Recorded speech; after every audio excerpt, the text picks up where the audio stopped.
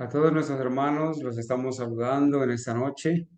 Hoy vamos a continuar entonces para la gloria y honra de Dios, estudiando la segunda parte del mensaje a la iglesia de la Odisea. Gracias a Dios que tenemos un escrito está y que solamente debemos ir a leer y pedirle al Espíritu Santo que nos dé el discernimiento para comprender estas verdades. En el libro de Apocalipsis, capítulo 3, el versículo 14, nos presenta el mensaje a la iglesia de la Odisea. Es un mensaje que ya lo estudiamos en una primera parte, ¿verdad? Pero que en esta noche vamos a continuar estudiando la segunda parte de ese mensaje tan especial. Especialmente el mensaje que tiene que ver eh, desde el versículo eh, 17 en adelante. Sin embargo, vale la pena leer, ¿no? Recordar ese mensaje a esta iglesia que empezó a vivir en el tiempo desde 1844 en adelante, la iglesia de la Odisea. Recordamos, hermanos, que la Odisea significa juicio a la gente o un pueblo juzgado. Recuerden que este título de la Odisea hace referencia a el pueblo o la iglesia que estamos viviendo en el tiempo del juicio investigador, ¿sí? En el tiempo del juicio investigador que empezó desde 1844, el 22 de octubre, cuando tuvo cumplimiento la profecía de los 2300 tardes y mañanas de Daniel 8:14. Por eso la Odisea significa así: juicio a la gente o un pueblo juzgado. Ese mensaje dice en Apocalipsis 3:14, y escribe al ángel de la iglesia de los laodicenses. Estas cosas dice el Amén, el testigo fiel y verdadero, el principio de la creación de Dios. Yo conozco tus obras, que tú no eres ni frío ni caliente. Yo quisiera que fueses frío o caliente. Así que entonces, porque eres tibio y no frío o caliente, dice la palabra, dice el Señor, eh, te vomitaré de mi boca, ¿sí? Te vomitaré de mi boca. Porque dices que soy rico. Bueno, hasta aquí hemos estudiado ya, ¿no? Nuestro tema anterior. Eh, ¿Qué significa, de acuerdo al libro de Urias Smith, qué significan estas palabras? El versículo 17 dice, porque dices, soy rico y me he enriquecido, no tengo necesidad de nada, y no sabes que eres desdichado y miserable, y pobre y ciego y desnudo. Te aconsejo que de mí compres oro probado en el fuego, para que puedas ser rico, y vestiduras blancas para que seas vestido, y que la vergüenza de tu desnudez no se descubra, y unge tus ojos con colirio para que puedas ver. Hasta aquí avanzamos en el estudio. Vamos a repasar solamente lo que significa ¿qué significa unge tus ojos con colirio? Porque los otros productos que el Señor Jesús ofrece gratuitamente, ya los estudiamos, ¿no? Ya sabemos mm, qué significa el oro probado en el fuego, ¿cierto? Esa fe que debemos tener. También las vestiduras blancas, que es la justicia de Cristo, ¿cierto? Y vamos a estudiar ahora lo que significa unge tus ojos con colirio para que puedas ver. Sigue diciendo el versículo 19, a todos los que amo los reprendo y los castigo. Interesante esa parte. A todos los que amo los reprendo y los castigo. Sé pues celoso y arrepiéntete. He aquí yo estoy a la puerta y llamo. Si alguno oyere mi voz y abriere la puerta, entraré a él y cenaré con él y él conmigo. Al que venciere le concederé que se siente conmigo en mi trono, así como yo también vencí y estoy sentado con mi Padre en su trono. El que tenga oído, oiga lo que el Espíritu dice a las iglesias. Bueno, hermanos, toda esta parte las hemos estado analizando, ¿cierto? En la escuela sabática del sábado anterior con nuestra hermana Ángela. Luego continuamos en la tarde, una segunda parte, y también avanzamos en el estudio de este libro de Urias Smith, Las profecías de Daniel y Apocalipsis, y explicamos ya detalladamente algunos aspectos. Explicamos detalladamente y entendimos lo que significa ojalá fueses frío o caliente. El caliente no tiene ningún problema, ¿sí? Es totalmente aceptado. Y el frío, a pesar de que está frío, bueno, está en una condición que puede mejorar, anhela cambiar, ve su necesidad, en cambio el tibio no ve su necesidad, el frío sí ve su necesidad, entonces hay esperanza para él, ¿sí? Y puede llegar a ser caliente, puede pasar del estado frío al estado caliente porque ve su necesidad. Eso lo aclaramos, ¿verdad? Los aspectos que tienen que ver con el ojalá fueses frío. Entonces el frío, si permanece frío, obviamente se va a perder. Si permanece frío hasta el cierre de la gracia, se va a perder.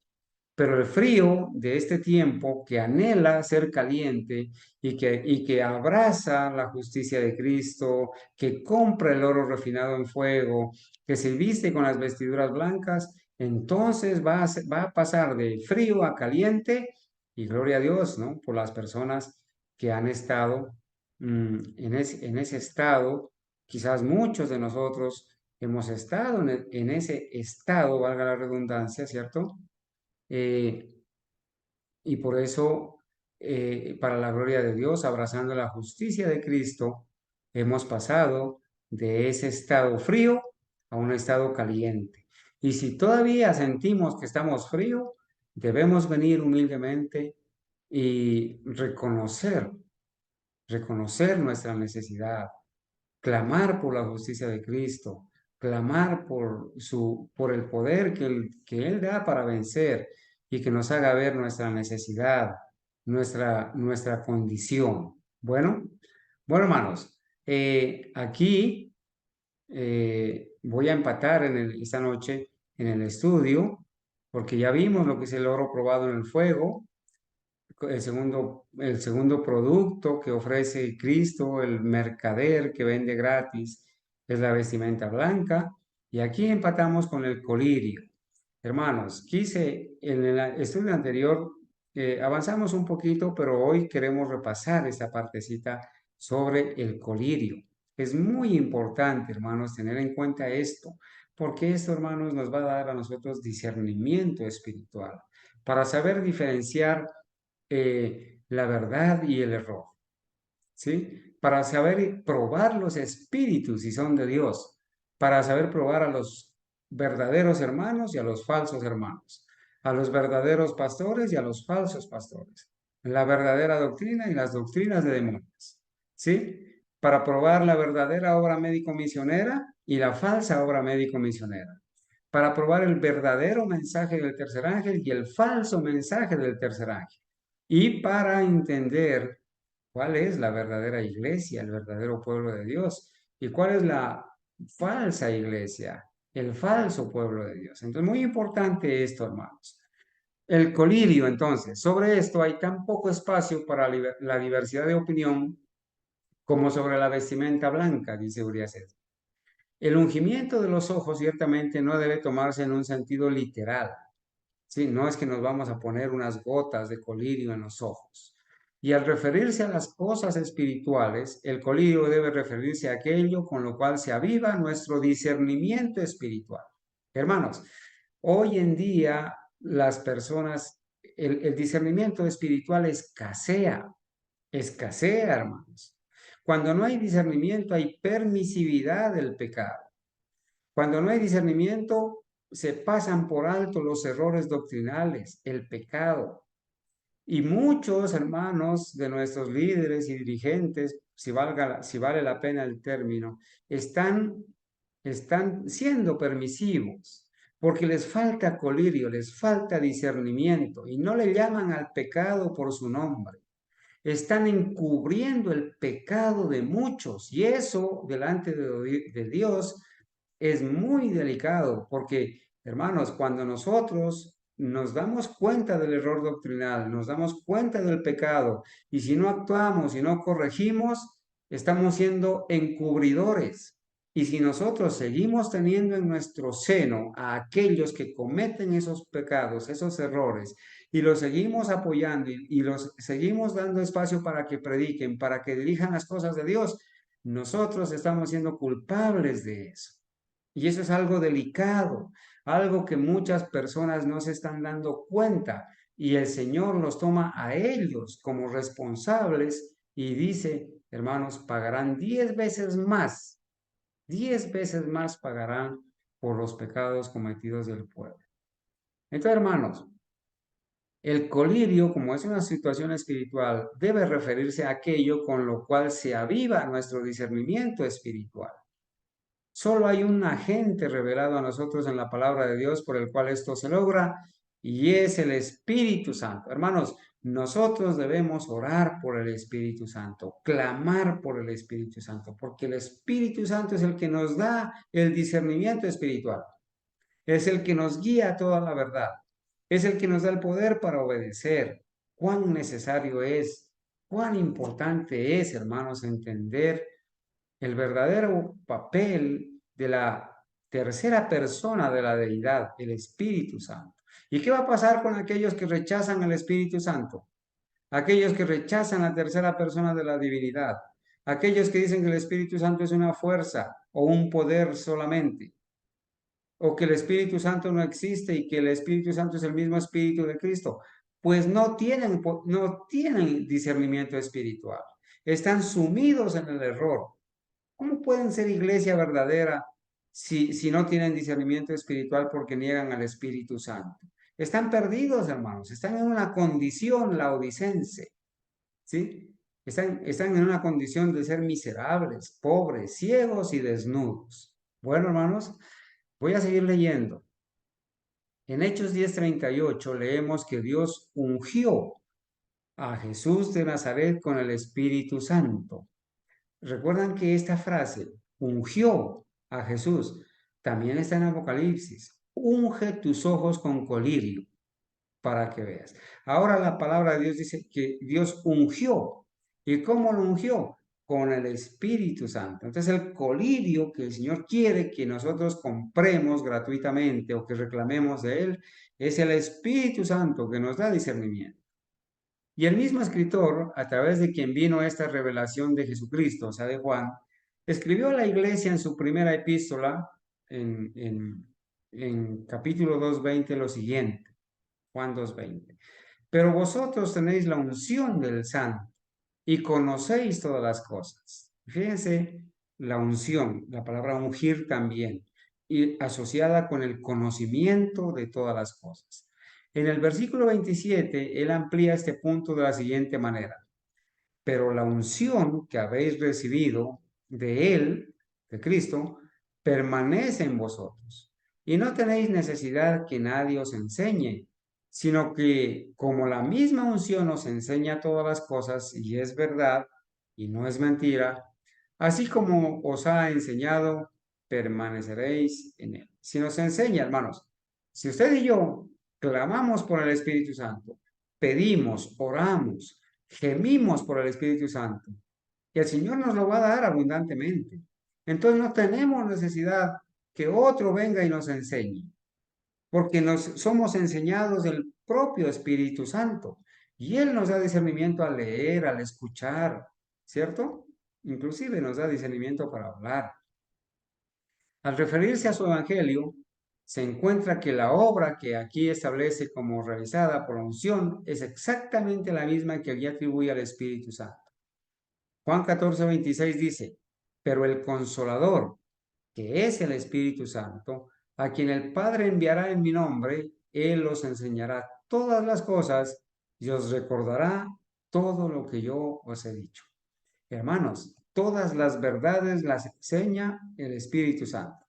Aquellos que niegan al Espíritu Santo no pueden saber toda la verdad, ¿cierto? También dice que veamos Juan 16:13 para complementar. Así, de manera formal y solemne, somos aconsejados por el testigo fiel y verdadero, bajo las figuras de oro, vestiduras blancas y colirio, para buscar de él, rápida y fervientemente. Te aconsejo que de mí y que lo hagas rápido, ¿cierto? Un aumento de las gracias celestiales de fe, esperanza, caridad, esa justicia que solo Él puede proporcionar y una unción del Espíritu Santo. Pero ¿cómo es posible que un pueblo que carece de estas cosas se considere rico y acrecentado de bienes? Aquellos que no tienen el colirio del Espíritu Santo, aquellos que no tienen las vestiduras de la justicia de Cristo, aquellos que no tienen el oro refinado en fuego que es la fe. ¿Cómo es posible que ellos sin esos elementos se reconozcan ricos? Porque yo soy rico y me he enriquecido y no tengo de ninguna cosa necesidad. Dice, ¿cómo es posible esto? Que un pueblo que carece de estas cosas se considere rico y acrecentado de bienes. Se puede sacar una conclusión plausible, que quizás sea también necesaria, ya que no hay lugar para ninguna otra. Se observará que no se encuentra ninguna falta en los laodicenses por las doctrinas que sostienen. Hermanos, se observará que no se encuentra ninguna falta en los laodicenses por las doctrinas que sostienen. No se les acusa de albergar ninguna Jezabel entre ellos. Noten esto, hermanos. Esto es muy importante. A los laodicenses no se les dice, tengo contra ti que toleras a Jezabel. Tengo contra ti que tienes las doctrinas de los nicolaitas. No se les dice eso. Entonces, si no se les dice eso, ¿qué quiere decir? Que tienen una buena doctrina, que no tienen errores doctrinales, pero les falta la justicia de Cristo. Les falta el colirio. Hermanos, quizás este mensaje se esté aplicando a muchos adventistas que dicen ser historicistas y no lo son. No tienen problemas de doctrina, pero les falta el colirio, les falta la justicia de Cristo y les falta la fe refinada en fuego. No se les acusa de albergar a ninguna Jezabel entre ellos, ni de apoyar las doctrinas de Balaam o de los nicolaitas. Hasta ahora, por lo que podemos aprender del mensaje que se les ha dirigido, su creencia correcta y su teoría es sólida. Su creencia es correcta y su teoría es sólida. Esto es peligroso, hermanos, porque este mensaje no tiene una amonestación contra la doctrina ni contra las teorías, ¿sí? Porque la doctrina es correcta.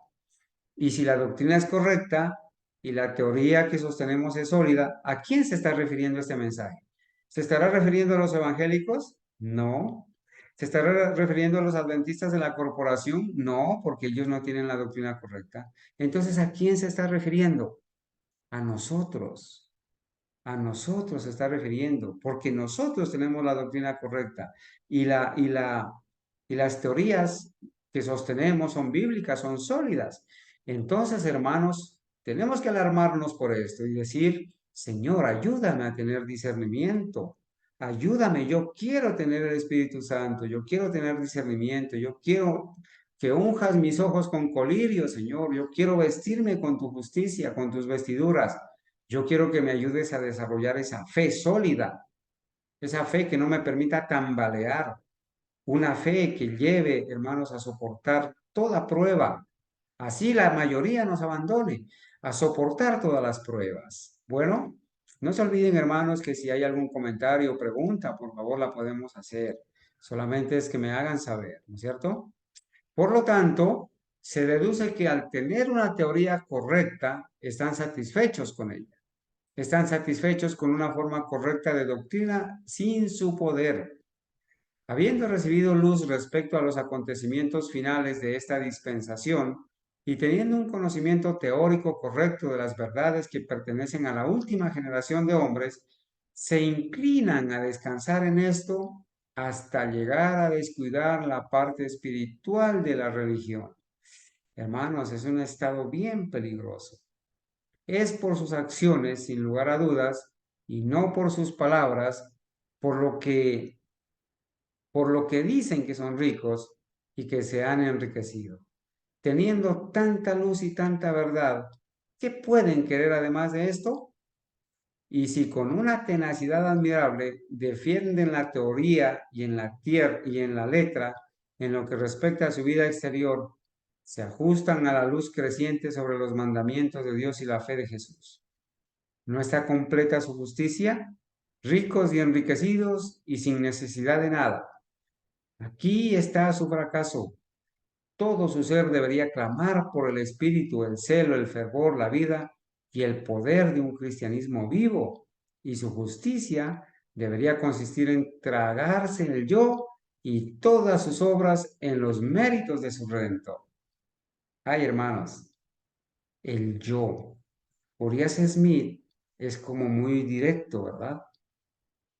Estos que tienen doctrina correcta, a quienes no se les acusa por su teoría y por su doctrina, pero que no tienen la justicia de Cristo, no tienen ni el espíritu, ni el celo, ni el fervor, ni la vida, ni el poder de un cristianismo vivo, debería, dice, que esa justicia debería consistir en tragarse el yo. Tragarse el yo. ¿Y qué será tragarse el yo? Hermanos, tragarse el yo es tener la humildad para reconocer que me equivoqué. Tragarse el yo es salir cuando me equivoqué o pequé a pedir perdón. Tragarse el yo es, no importa si me toca pedir disculpas o corregir un tema o algo que enseñé mal o un pecado o un error que cometí, pero no. Estos laodicenses modernos que hacen alarde de conocer la doctrina, no se tragan el yo. ¿Y por qué no se tragan el yo? Porque no salen a pedir disculpas, porque no salen a reconocer sus errores. Y estos son pasados por alto. Justicia propia se llama eso. Justicia propia, hermanos. No salen a tragarse el yo y todas sus obras en los méritos de su Redentor. Hermanos, cuánta falta nos hace aprender, ¿verdad? Aquí dice, hermanos, en la palabra de Dios, en Apocalipsis capítulo 3, después que ha dicho, yo te aconsejo que de mí compres oro refinado en el fuego, para que seas rico y vestiduras blancas para vestirte, y que no se descubra la vergüenza de tu desnudez, y unge tus ojos con colirio para que veas. Después de eso, en el versículo 19, hay un mensaje de amor. Yo reprendo y castigo a todos los que amo. Sé pues celoso y arrepiéntete. Dice el versículo 19 de Apocalipsis 3. Acá Urias Smith va a explicar esto, la muestra de amor. Esto, por extraño que parezca, es el castigo. Yo reprendo y castigo a todos los que amo. A todos los que amo los reprendo y los castigo. Entonces fíjense que la reprensión y el castigo son el resultado del amor, ¿cierto? Son el resultado del amor. Cuando uno ama, pues reprende y castiga a su hijo, a un empleado,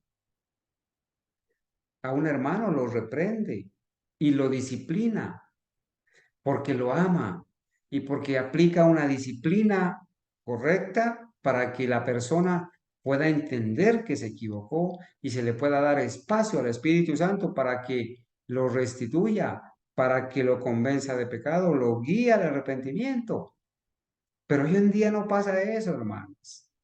Hoy en día muchos están actuando con los hermanos. Perdónenme la expresión, es bíblica. La vamos a leer ahora. Si no somos castigados, no somos hijos. Entonces, ¿qué somos? ¿Qué dice la Biblia que somos cuando no somos castigados, cuando no somos disciplinados? Hermanos, vamos a Hebreos 12. Vamos un ratico, hermanos, ahí a Hebreos 12. En la Biblia se utiliza una palabra, ¿sí? Una palabra donde se habla sobre la disciplina del Señor, ¿sí? En Hebreos 12. Dice la palabra de Dios en el versículo 5 de Hebreos 12. Alguien que por favor, como para variar un poquito la temática, pueda leer a partir del versículo 5 de Hebreos 12 y puede leer por favor el versículo 5, el versículo 6, el 7 y el 8. Y Hermano habéis Luis. ya, sí, hermano, Eh, y habéis ya olvidado la exhortación que como a hijos se os dirigen, diciendo, Hijo mío, no menospreciéis la disciplina del Señor, ni desmayes cuando eres reprendido por él, porque el Señor al que ama disciplina y azota a todo el que recibe por hijo. Y en el 7 dice, si soportáis la disciplina, Dios os trata como a hijos, porque ¿qué hijo es aquel a quien el Padre no disciplina? Pero si se os deja sin disciplina, de la cual todos han sido participantes, entonces sois bastardos, no hijos. Hasta Hermanos, ahí, hermano. gracias hermano Luis por leer. Mire, la palabra de Dios es clara, ¿sí? La palabra de Dios es clara y dice que a nosotros, si somos hijos, se nos dirige esta palabra. Hijo mío, no menospreciéis la disciplina del Señor, porque ni desmayes cuando eres reprendido por él. Hoy en día, hermanos, una persona que se la disciplina o se la amonesta o se la reprende, menosprecia la reprensión, la menosprecia. Y en lugar de aceptarla, ¿qué hace? Va a buscar los errores del que lo amonesta o va a escudar sus pecados en los errores del que lo amonesta. Eso se llama menospreciar la disciplina del Señor. ¿Sí? ¿Y qué más es? Desmayar cuando eres reprendido por él. Se desmayan, se rasgan las vestiduras y salen a decir que los estamos atacando, que los estamos difamando, que los estamos criticando, cuando se los está reprendiendo por amor, porque la palabra de Dios dice, el versículo 6 de Hebreos 12, porque el Señor al que ama disciplina y azota a todo el que recibe por hijo. Hermano mío, si tú y yo somos hijos de Dios, no debemos ni menospreciar la disciplina ni la reprensión cuando somos disciplinados o reprendidos, ni tampoco desmayarnos por eso a la disciplina, sino que tenemos que, hermanos, recibir los azotes cuando, hermanos, dice, y azota a todo el que recibe por hijo. Si recibís si soportáis la disciplina, Dios os trata como a hijos, pero muchos no soportan la disciplina. Muchos no soportan la reprensión. Entonces no son hijos de Dios. ¿Qué son? Dice ahí la palabra. Porque ¿qué hijo es aquel a quien el Padre no disciplina? Pero si se os deja sin disciplina. Hermanos, ¿qué será? ¿Qué querrá decir esa frase? Pero si se os deja sin disciplina. Si se os deja sin disciplina. ¿Cómo se le llama a un padre que no disciplina a su hijo? ¿Cómo se le llama a un pastor que no disciplina a las ovejas? ¿Cómo se le llama a un líder que no disciplina a sus hermanos? ¿Cómo se le llama a un jefe que no disciplina a sus empleados? ¿Cómo se le llama? Permisivo. Está encubriendo los pecados de sus hijos, está encubriendo los pecados de sus hermanos, está encubriendo los errores y pecados de sus empleados, y eso se llama encubrir el pecado. Y eso tiene una gran parte de responsabilidad ante Dios.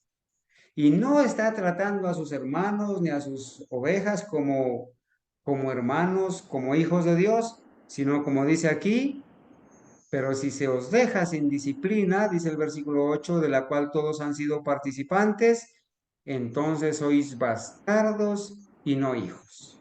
Y la palabra bastardos está escrita ahí en la palabra de Dios porque estoy leyendo de la versión Reina Valera 1909. Esa palabra no me la inventé yo.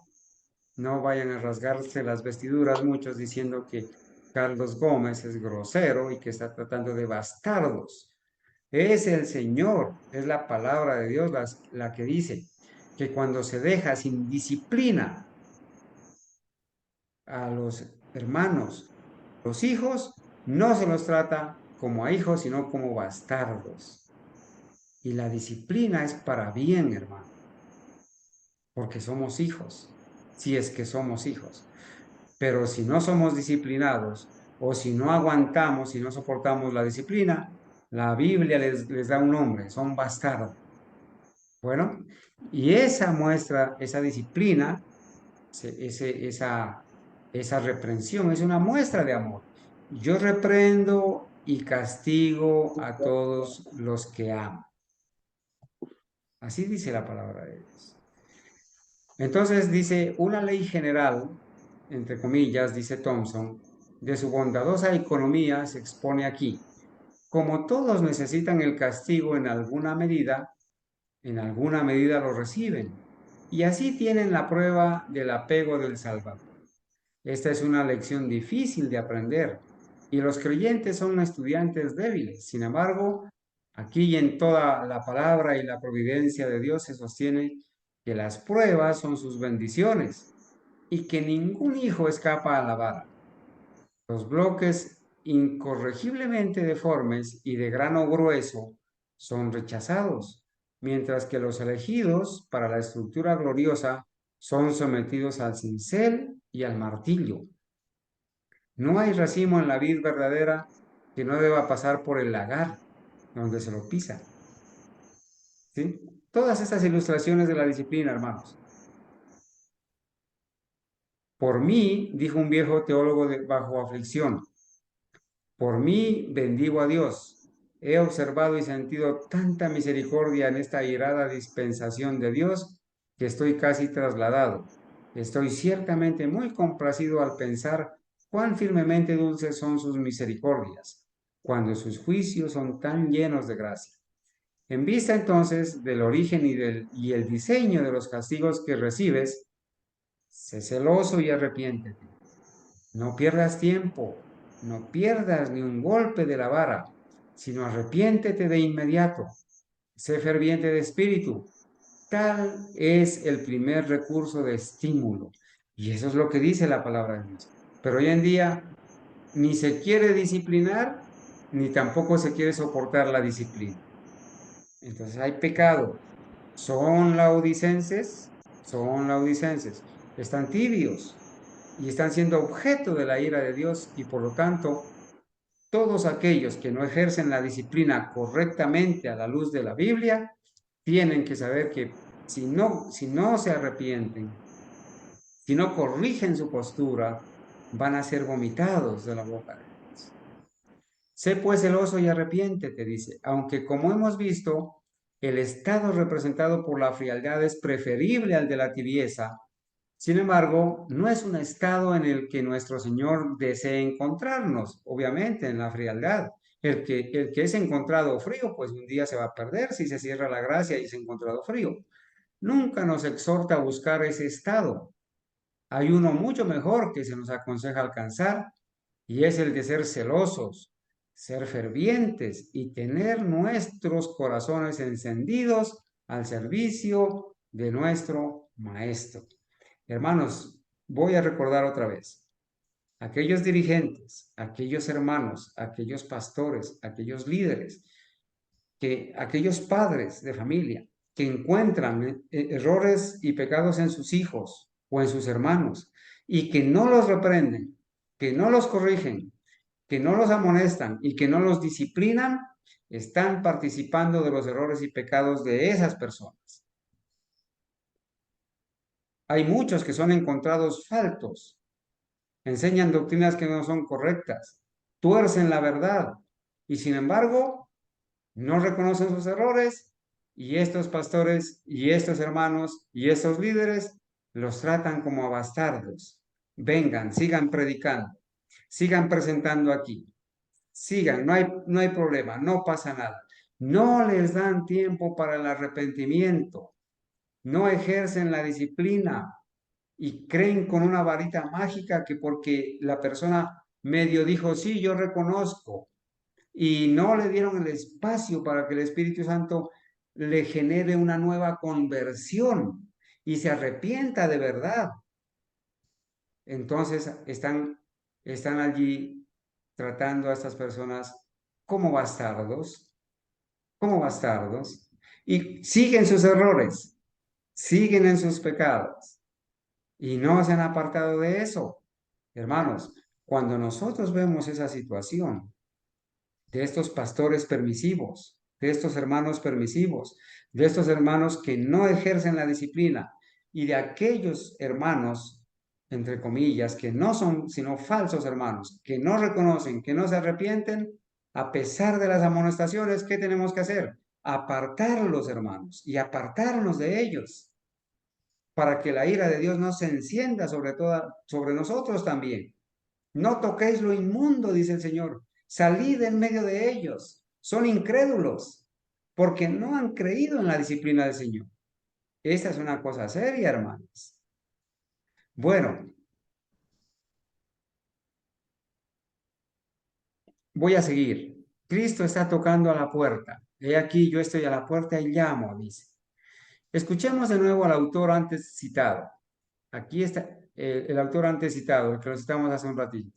Aquí está el corazón de los corazones. A pesar de su actitud ofensiva, de su carácter sin amor, es tal su amor por sus almas que se humilla para solicitar el privilegio de que sean bendecidas.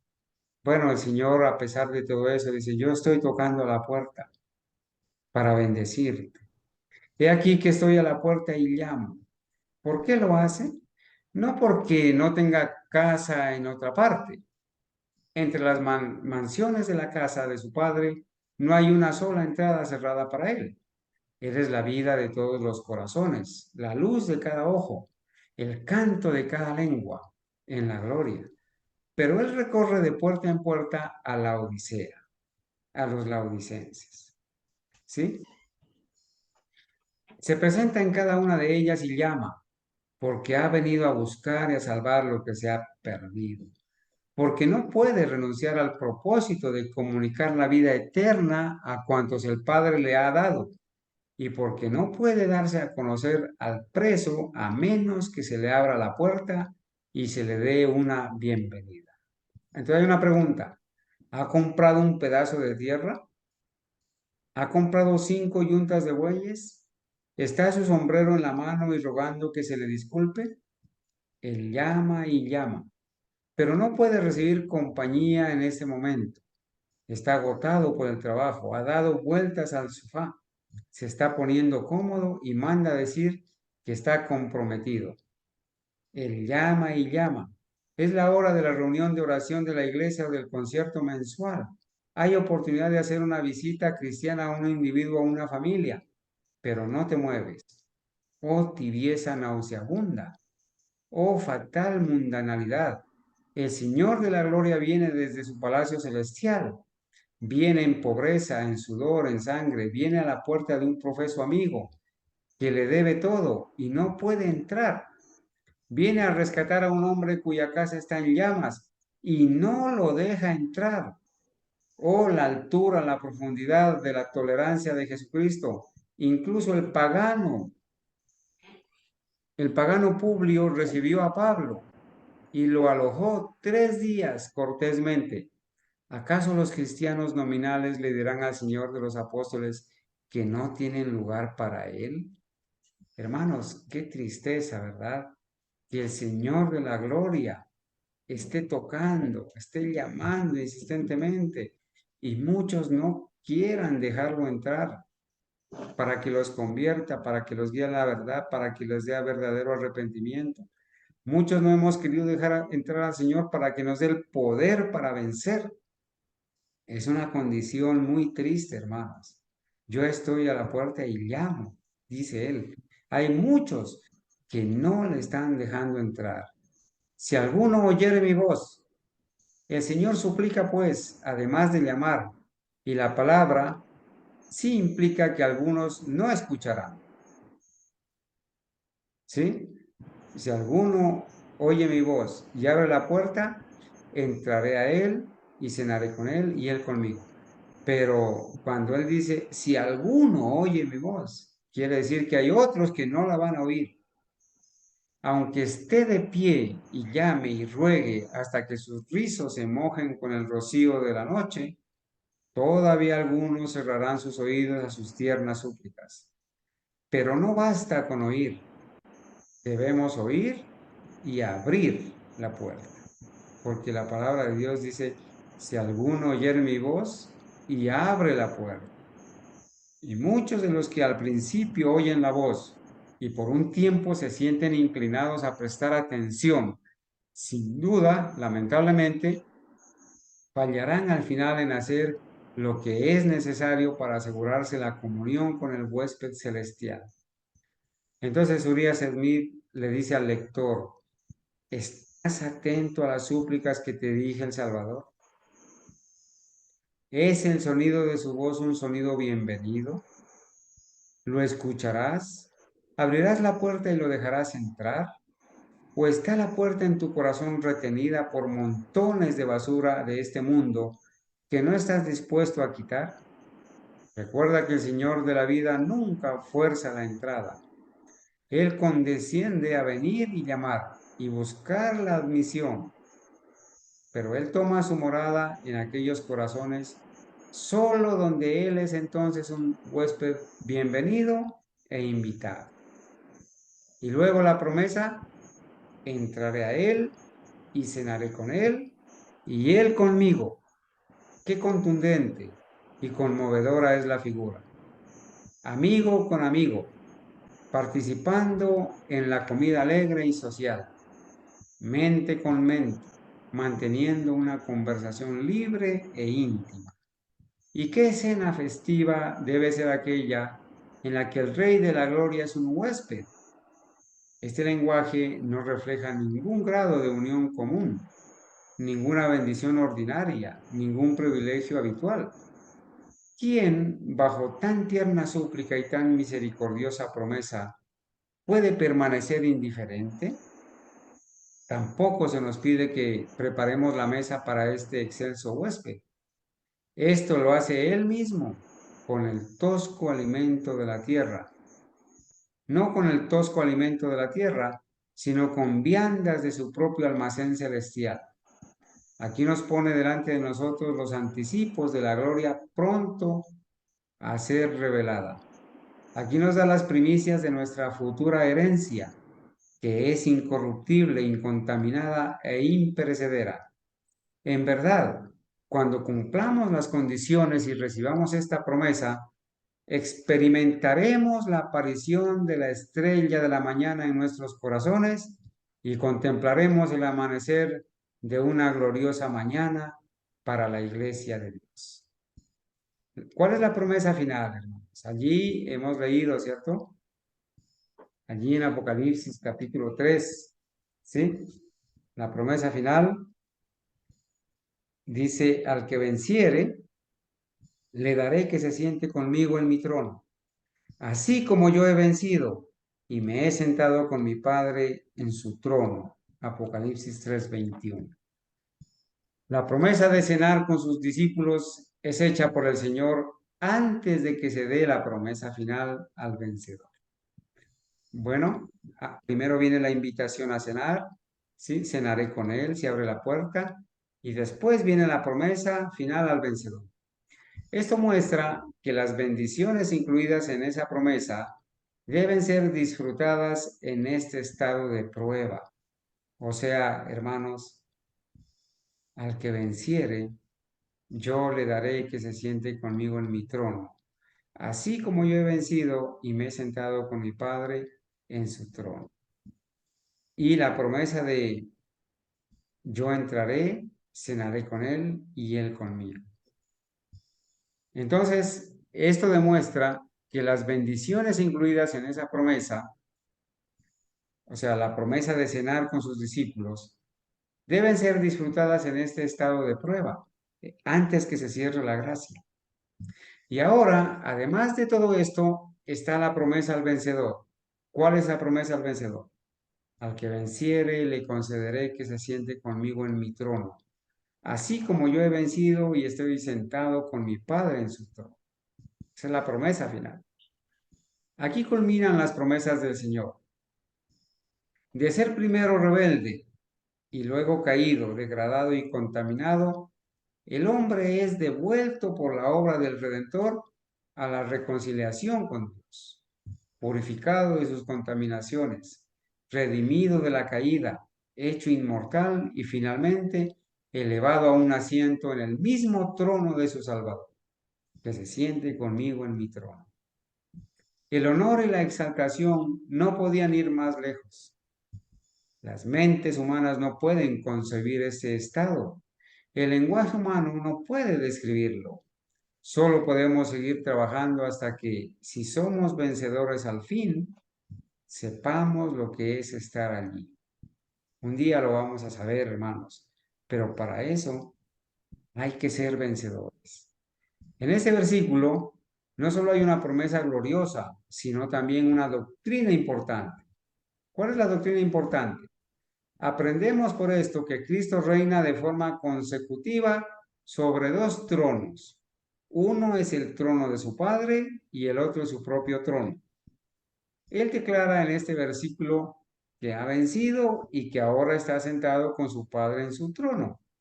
Ahora está asociado con el Padre en el trono del dominio universal, colocado a su derecha, muy por encima de todo principado, poder, fuerza y dominio, de acuerdo a Efesios 1, 20 al 22 y otros textos. Mientras está en esta posición, es un rey sacerdote. Entonces el Señor está haciendo el papel de rey y de sacerdote. Ahora, es sacerdote, ministro del santuario, pero al mismo tiempo está a la derecha del trono de la majestad en los cielos, de acuerdo a Hebreos 8, 1 y 2. Esta posición y obra de nuestro Señor fue predicha así por el profeta Zacarías. Fue así escrita por el profeta Zacarías. A la derecha del trono de la majestad en los cielos, habíamos leído, ¿cierto? Y Zacarías dice, y le habló diciendo, así ha hablado el Señor de los ejércitos, Dios, diciendo, he aquí el hombre cuyo nombre es el renuevo, o sea, Cristo, y crecerá de su lugar y edificará el templo del Señor. Y él, o sea, Cristo, se sentará y gobernará sobre su trono, el trono de Dios, y él, o sea, Cristo, será sacerdote sobre su trono de Dios y el consejo de paz en el sacrificio y la obra sacerdotal de Cristo en favor del hombre arrepentido. Estará entre ambos, de acuerdo a Zacarías capítulo 6, versículos 12 y 13. Pero se acerca el momento en que él cambiará su posición y dejando el trono de su padre, tomará su propio trono. Y esto debe ser cuando llegue el momento de la recompensa de los vencedores, porque cuando lleguen a su recompensa, se sentarán con Cristo en su trono, así como Él ha vencido y ahora está sentado con el Padre en su trono. Ese cambio en la posición de Cristo es expuesto por Pablo en 1 Corintios 15, del 24 al 28, y dice así, entonces vendrá el fin, cuando entregue el reino a Dios, al Padre, cuando derribe todo dominio y toda autoridad y poder, porque es necesario que reine hasta que ponga a todos los enemigos bajo sus pies. El último enemigo que será destruido es la muerte, porque Él ha puesto todas las cosas bajo sus pies.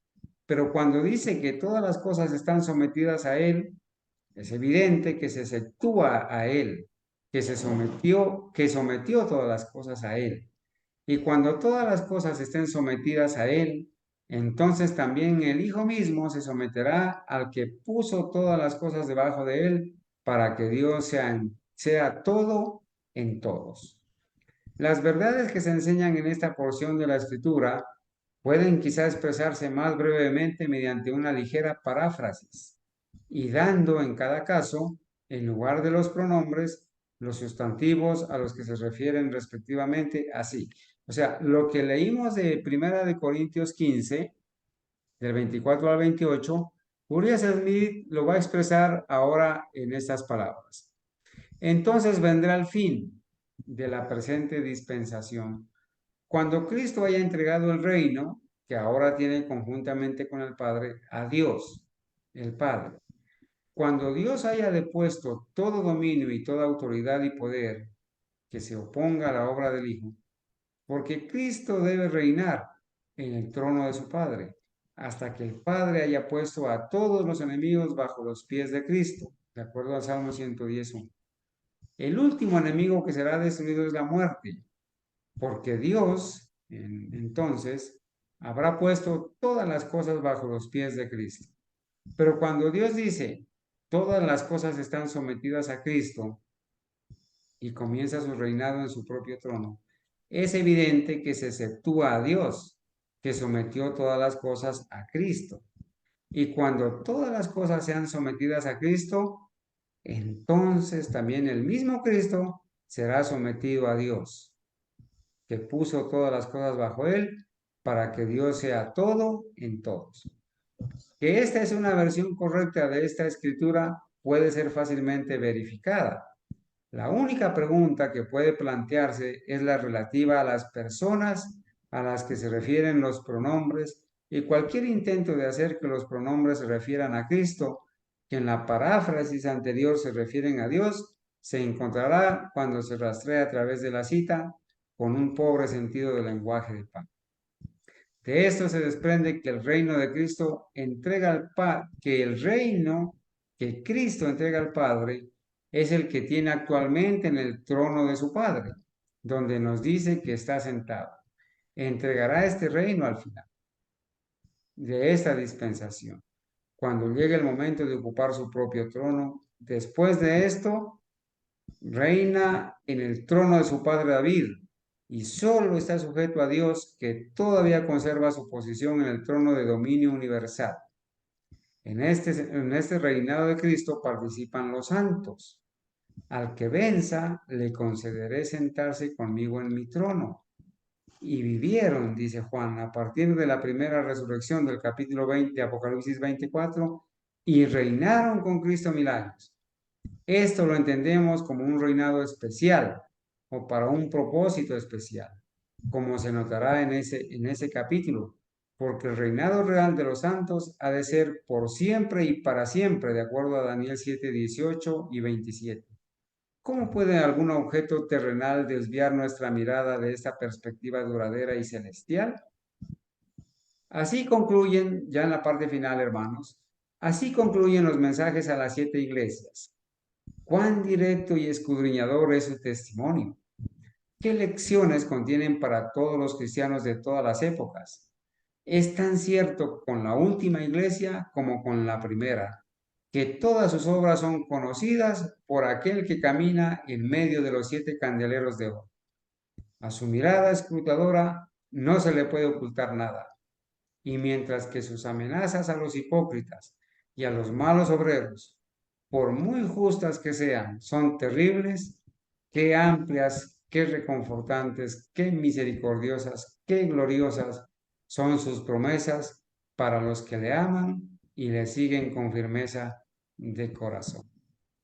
Y allí se termina con estas palabras, hermanos, misericordiosas palabras de consejo, mensajes de amor, enviadas a todos sus hijos desde el Señor en lo alto.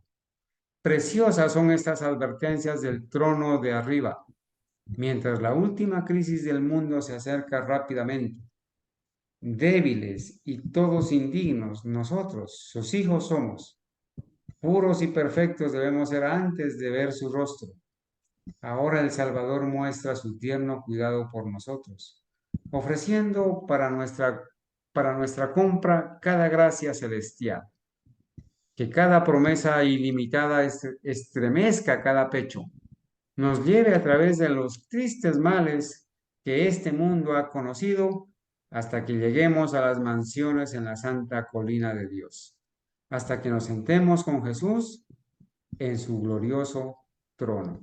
Hermanos, así termina el mensaje de las 7 iglesias, el mensaje a las 7 iglesias, que es un mensaje que nosotros debemos, ¿verdad?, apreciar, estimar, valorar, porque, hermanos, en este último tiempo, donde vivimos en el periodo de la iglesia, del mensaje a la iglesia laodicea, no podemos permanecer con un carácter laodicense. ¿Sí? El Señor nos llama a arrepentirnos, a ser celosos. Si estamos siendo fríos, pues clamemos para que el Señor nos ayude a no ser tibios ni permanecer fríos, sino calientes. Mis hermanos, si hay alguna pregunta, algún aporte, si hay algún comentario, por favor, tengan la amabilidad de hacerlo, mis amados hermanos. Hemos terminado ya el mensaje a las 7 iglesias de esta manera, ¿verdad? Ahora ya continuaremos en la escuela sabática y en el libro de Urias Smith con el capítulo 4, donde el capítulo 4 y 5 ya presenta la adoración en el cielo, el santuario celestial en el cielo, valga la redundancia. Así que hermanos, no sé si hay algún comentario acerca de este mensaje que acabamos de terminar de leer sobre la iglesia de la Odisea o en general de las 7 iglesias. Opinen en mis hermanos, si son tan amables. Hermano Luis, creo que tiene abierto el micrófono.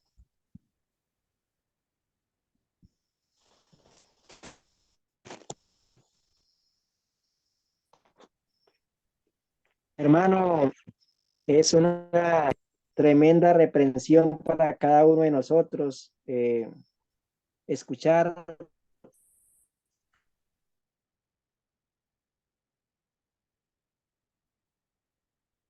de parte de quién viene la reprensión para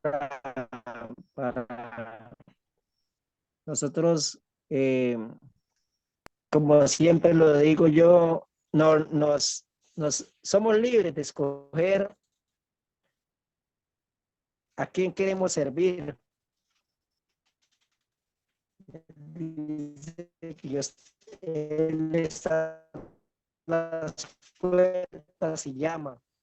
De nosotros depende si queremos abrir o cerrar la puerta, si queremos seguir con él o queremos trancarnos más y escondernos más de la presencia de aquel que todo lo escudriña. Son estudios para cada uno de nosotros muy buenos para colocarlos para ponerlos en práctica y enseñarlos a tantas personas en el mundo que a veces desconocen estas cosas que están escritas y con una explicación bastante amplia que es para nosotros aprender. Es un libro, yo lo dije desde que lo estoy estudiando, estamos estudiando, es un libro maravilloso. Y al estudiar este libro, pues nosotros aprender de él, pues difícilmente nos van a engañar con los futuristas y las personas que es pequeño aporte. Así es, hermano Luis, muchas gracias por su comentario. De verdad que sí, es un mensaje poderoso. Nosotros no podemos seguir amontonando basura detrás de la puerta para no permitirle al Señor entrar. Sí, tenemos que venir al Señor y antes decirle, ayúdanos a eliminar todas esas impurezas, toda esa basura, todas esas trancas, esos, esos les llaman picaportes o esas aldabas o esas barras que ponemos detrás de las puertas. Debemos quitar, debemos quitar con la ayuda de Dios todas esas cosas para que el Espíritu de Dios entre en nosotros para que el Señor entre y podamos decir, ya no vivo yo, vive Cristo en mí. Hermanos, que Dios nos ayude, que Dios nos bendiga, que Dios nos ayude a seguir con estos, interesándonos, hermanos, en estudiar y en cada día conocer mejor la verdad. Vamos a orar, hermanos, para la honra y gloria de Dios. Vamos a ir de rodillas, por favor.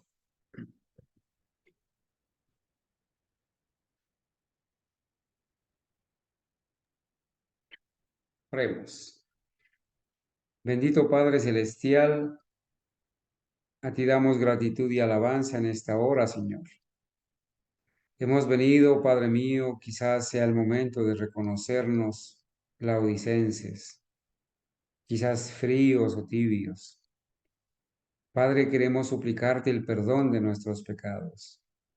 ¿Cuántas veces quizás hemos pronunciado o así no hayamos pronunciado las palabras, pero con nuestros actos y nuestras obras hemos demostrado lo que pensamos? Hemos creído que somos ricos, que nos estamos enriqueciendo y que no tenemos necesidad de nada, pero quizás por falta de colirio, Señor, no hemos visto nuestra necesidad. No nos hemos dado cuenta que somos pobres, ciegos, desventurados, miserables, desnudos. Señor, queremos suplicarte en esta noche que por favor nos ayudes a eliminar toda impureza, toda basura que hemos amontonado detrás de la puerta para no dejarte entrar, Señor. Ayúdanos porque perecemos, Señor. Danos, por favor, la oportunidad de recibir gratuitamente el colirio, el discernimiento espiritual, las vestiduras blancas que son tu justicia, y ese oro refinado en fuego que es esa fe pura, Señor. Ayúdanos, Padre mío, a hacer eco de tus palabras. Ayúdanos a ser celosos y arrepentirnos. Ayúdanos, Señor, a recibir la disciplina, la corrección. Ayúdanos a valorar, Señor, las pruebas, los momentos difíciles, que son los que nos ayudan a fortalecer la fe. Padre, gracias porque como a hijos nos has tratado. Muchas veces hemos recibido los azotes, hemos recibido la disciplina tuya y todo ha sido para bien, Señor. Por favor, te ruego en esta noche que nos ayudes a perseverar, a amar la verdad, Dios mío. Ahora somos pocos, pero entre estos pocos hay personas fieles. Bendícelas, Señor. Ayúdanos a seguir adelante, a fortalecer la fe y en esta noche, danos un sueño, Señor reparador.